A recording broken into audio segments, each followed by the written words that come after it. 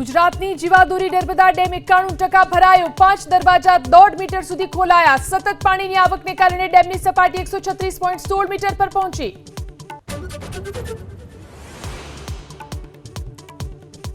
યમુના નદીની સપાટીમાં વધારો થતા દિલ્હીમાં પૂરનો ખતરો। યમુના નદીની સપાટી 205.45 મીટરને પાર। નીચાણવાળા વિસ્તારોને કરાયા એલર્ટ।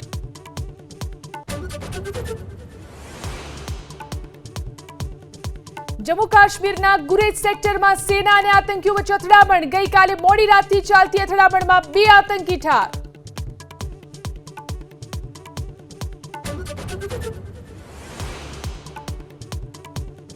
बिहारमां राहुल अने तेजस्वी यादवनी वोटर अधिकार यात्रानो 12मो दिवस। सीतामढ़ीमां मां जानकीना मंदिरमां करी पूजा अर्चना।